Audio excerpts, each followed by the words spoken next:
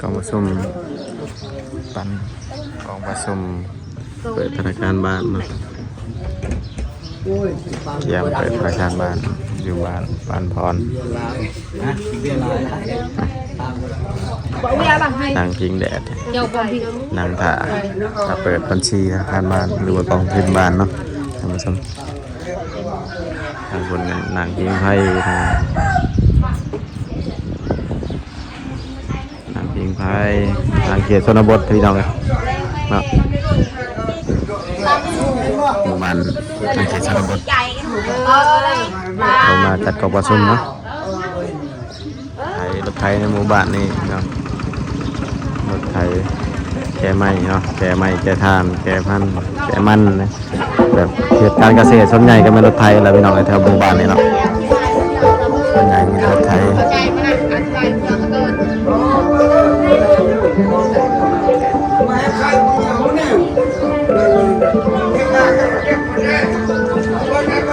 นี่กำลังมาสมาชิกกำลังมาที่มารวมเปิดกองทุนบ้านเนาะวันนี้บทนำเสนอกองทุนบ้านเกี่ยวกับแต่งงานธนาคารบ้านหรือว่ากองทุนบ้านบทกำลังมาตอนนี้วันน่ะศึกสวรรค์สบายดีเราตามผู้ชมทุกคนนะกระแสไปดีพ่อแม่พี่น้องทุกคนที่เราชมคลิปกำลังแม่สมโนมาผมเกียมสมโนตัวเลขเนาะแล้วก็เกียมผักเงิน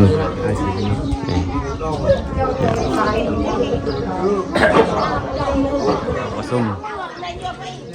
กองทุนบ้านทางเขตชนบทบ้านพรต้องประชุมกันเปิดธนาคารบ้านใหม่หรือกองทุนเป็นบ้านเต็มเลยเนาะ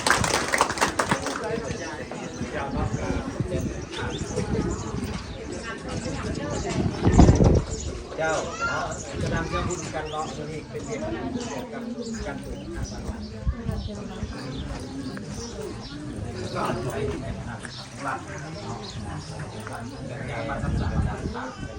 ผมในการดำรงชีวิตในนี้คือก้าวไปเจอก้าวไปสู่ฐานะกันที่นี่มีความเก่งแข็งเนาะไม้ข้าวบาทตัวนี้เนาะเป็นว่าเพื่อสร้างเงินใครให้พลเมืองเนาะแล้วก็อย่างหนึ่งห่างใกล้ศพดีเนาะให้เข้าถึงการตั้งองค์เศรษฐกิจสังคมในการลงชีวิตเนาะและก้าวไปสู่ฐานะกันที่มีความเก่งแข็งในครอบครัวเนาะ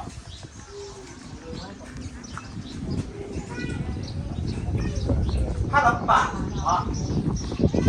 ถ้าลำบากของธนาคารเนาะนี่อันนี้หนึ่งลำบากถ้าลำบากก็ที่หนึ่งจะส่งเสริมการเลขสองเลขสาม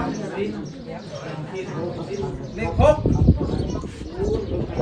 เลขเก้าเลขสิบ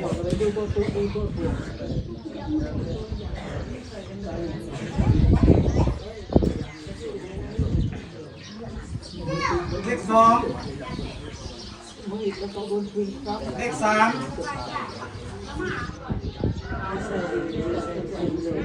เลขเจ็ดเลขเก้าเลขสิบ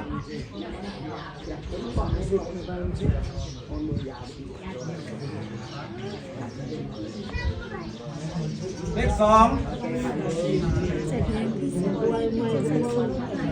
เลขสามเลขสี่เลขหกเลขเก้า